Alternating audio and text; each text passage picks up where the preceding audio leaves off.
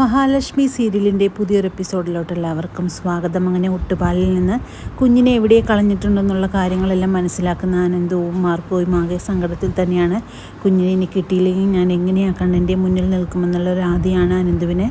Sir ഒന്നുകൊണ്ടും ഭയപ്പെടേണ്ട, ആ കുഞ്ഞിന് ഈശ്വരാധീനമുള്ളൊരു കുഞ്ഞാണെന്നും ആ കുഞ്ഞിനെ നോക്കാനായിട്ട് ഒരുപാട് ആളുകൾ ചുറ്റുമുണ്ടെന്നുമുള്ള കാര്യങ്ങളെല്ലാം തന്നെ മാർക്കോ അനന്തുവിനോടായിട്ട് പറയുന്നുണ്ട്. അതുകൊണ്ട് ഒരു കുഴപ്പവും സംഭവിക്കില്ല. ഇനി തെരുവ് നായ്ക്കളെല്ലാം തന്നെ കുഞ്ഞിന് ചുറ്റും കൂടിയാലും കുരച്ചാളെ കൂട്ടുന്നതല്ലാതെ കുഞ്ഞിനെ ഒന്നും സംഭവിക്കില്ല എന്നെല്ലാം പറഞ്ഞുകൊണ്ട് സമാധാനിപ്പിക്കുന്നുണ്ട് അനന്തുവിനെ. ഞങ്ങളുടെ കുടുംബത്തിലോട്ട് ഒരുപാട് നാളുകളുടെ ശേഷമാണ് ഒരു കുഞ്ഞിക്കാല് കാണാനായിട്ട് പറ്റിയത്. അതുകൊണ്ട് ആ കുഞ്ഞിനൊന്നും സംഭവിക്കാതിരിക്കണമെന്ന് തന്നെയാണ് എൻ്റെ ആഗ്രഹം. ഇനി എന്തെങ്കിലും സംഭവിച്ചാലായിട്ട് പറ്റിയിട്ടുണ്ടെങ്കിൽ സ്വയം സമാധാനിപ്പിക്കുന്നതിൻ്റെ കൂടെ തന്നെ മറ്റുള്ളവരെയും കൂടെയും ആശ്വസിപ്പിക്കേണ്ട അവസ്ഥയാണ് എനിക്കെന്നെല്ലാം പറഞ്ഞുകൊണ്ട് അനന്തു ആകെ വിഷമിക്കുന്നു. സാർ ഒന്നുകൊണ്ട് വിഷമിക്കേണ്ട, നമ്മൾക്ക് അവിടെ പോയിട്ട് കുഞ്ഞിനെ ഒന്നും കൂടെ അന്വേഷിക്കാമെന്ന് പറഞ്ഞുകൊണ്ട് അവർ രണ്ടുപേരും കൂടെ കുഞ്ഞിനെ അന്വേഷിക്കാനായിട്ട് അങ്ങോട്ട് എത്തുന്നുണ്ട്. അതേസമയം അവിടെ എല്ലാം തന്നെ തിരഞ്ഞിട്ടും ആ കുഞ്ഞിനെ കാണാതാവുമ്പോഴേക്കും മാർക്കോ പറയുന്നുണ്ട്, ഇനി എന്ത് സംഭവിച്ചു കാണും സാറേ, എനിക്കാണെങ്കിൽ ആകെ പേടിയാണെന്നോ, ഇവിടെ തെരുവ് നായ്ക്കളെല്ലാം തന്നെ ഉണ്ടാകുന്ന ഒരു സ്ഥലമാണ്, അതുകൊണ്ട് കുഞ്ഞിന് എന്തെങ്കിലും സംഭവിച്ചു കാണുമോ എന്ന് തന്നെ എനിക്ക് പേടിയാണെന്നെല്ലാം പറയുമ്പോഴേക്കും അനന്ത് പറയുന്നുണ്ട്, നീ അങ്ങനെയൊന്നും പറയല്ലേ മാർക്കോ, എനിക്കെൻ്റെ കുഞ്ഞിനെ കണ്ടുപിടിച്ച് കണ്ണൻ്റെ മുന്നിലെത്തിക്കണം, അല്ലെങ്കിൽ എനിക്കൊരു സമാധാനവും കിട്ടില്ല, എൻ്റെ കൈയും കാലും ആണെങ്കിൽ വിറച്ചിട്ട് വയ്യ എന്നെല്ലാം പറയുന്നുണ്ട്. സാർ ഇങ്ങനെ വിഷമിക്കല്ലേ, ധൈര്യം കൈവിടാതെ തന്നെ നിൽക്കും, നമുക്ക് എങ്ങനെയെങ്കിലും കുഞ്ഞിനെ കണ്ടെത്താം എന്നെല്ലാം പറഞ്ഞുകൊണ്ട് വീണ്ടും വീണ്ടും ആശ്വസിപ്പിക്കുന്നു അനന്തുവിനെ. മാർക്കോയ്ക്കാണെങ്കിൽ ഇനി എന്താണ് ചെയ്യേണ്ടതെന്ന് ഒരു എത്തുപിടിയും ഇല്ലാതെ നിൽക്കുകയാണ്. അങ്ങനെ അമ്മയുടെ അടുത്തോട്ട് തന്നെ പോകാമെന്ന് വിചാരിക്കുകയാണ് മാർക്കോ.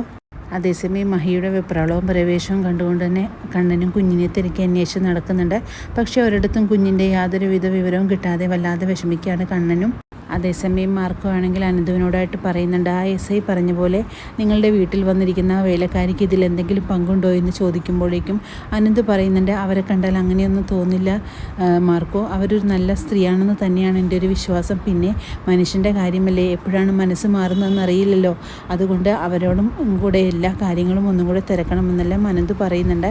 പിന്നീട് മാർക്കോ ആണെങ്കിൽ അമ്മയുടെ അടുത്ത് പോയിട്ട് കാര്യങ്ങളെല്ലാം തന്നെ ചോദിക്കാനായിട്ട് എത്തുന്നുണ്ട്. അങ്ങനെ പെട്ടെന്ന് തന്നെ അമ്മയെ കാണാനായിട്ട് അമ്പലത്തിലോട്ട് എത്തുകയാണ് മാർക്കോ.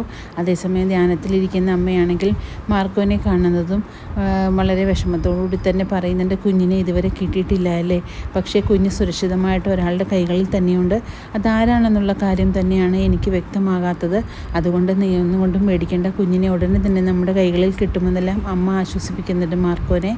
പിന്നീട് പ്രതാപനെയും മുത്തശ്ശിയുമാണ് കാണിക്കുന്നത്. മുത്തശ്ശി ചോദിക്കുന്നുണ്ട്, എന്തെങ്കിലും പ്രശ്നമുണ്ടാകുമോ, ആ മാർക്കോ എങ്ങാനും ഇവിടെ വന്ന് നിൻ്റെ പരിപ്പിളക്കുമോ എന്നെല്ലാം ചോദിക്കുമ്പോഴേക്കും, ഇനി എന്ത് സംഭവിച്ചാലും എനിക്കൊരു കുഴപ്പവുമില്ലമ്മേ, എൻ്റെ മകളെ സമാധാനിപ്പിക്കാനായിട്ട് എനിക്ക് പറ്റിയിട്ടുണ്ട്, അതുകൊണ്ട് എനിക്കിനി എന്താണ് സംഭവിച്ചാലും എനിക്ക് യാതൊരുവിധ പ്രശ്നവുമില്ല എന്നെല്ലാം പ്രതാപൻ പറയുന്നു.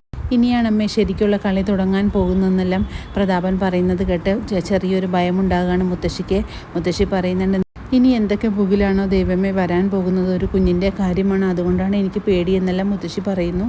അതേസമയം ഇതൊന്നും അറിയാതെ തന്നെ ആ ഭിക്ഷക്കാരനാണെങ്കിൽ ആ കുഞ്ഞിനെയും കൊണ്ട് തെരുവിൽ തന്നെ ഇരിക്കുകയാണ്. അങ്ങനെ ആ കുഞ്ഞിനെ എടുത്തുകൊണ്ട് തന്നെ ഭിക്ഷക്കാരൻ അവിടെ നിന്ന് പുറപ്പെടുന്നു. ആ കുഞ്ഞാണെങ്കിൽ ഒന്നും അറിയാതെ സുഖമായിട്ട് തന്നെ അയാളുടെ കൈകളിൽ തന്നെ കിടന്നുറങ്ങുകയാണ്. അതേസമയം അങ്ങോട്ട് വരികയാണ് ആ പോലീസ് ജീപ്പ് കാണുന്നതും ആ ഭിക്ഷക്കാരനാണെങ്കിൽ പെട്ടെന്ന് തന്നെ മറിഞ്ഞിരിക്കാനായിട്ട് ശ്രമിക്കുന്നുണ്ട്. അങ്ങനെ പോലീസാണെങ്കിൽ അവിടെയെല്ലാം തന്നെ അന്വേഷിക്കുന്നു കുഞ്ഞിനെ. ഭിക്ഷക്കാരനാണെങ്കിൽ കുഞ്ഞിനെയും കൊണ്ട് പെട്ടെന്ന് തന്നെ അവിടെ നിന്നും ഒളിച്ചു പോകാനായിട്ട് ശ്രമിക്കുന്നുണ്ട്. അങ്ങനെ വളരെ ത്രില്ലിംഗ് ആയിട്ടുള്ളൊരു എപ്പിസോഡുകളാണ് ഇനി വരാനിരിക്കുന്നത്. ഈ റിവ്യൂ ഇഷ്ടമാകുകയാണെങ്കിൽ ലൈക്കും ഷെയറും സബ്സ്ക്രൈബും ചെയ്ത് സപ്പോർട്ട് ചെയ്യണേ. പുതിയൊരു എപ്പിസോഡിനായിട്ട് നമുക്ക് കാത്തിരിക്കാം.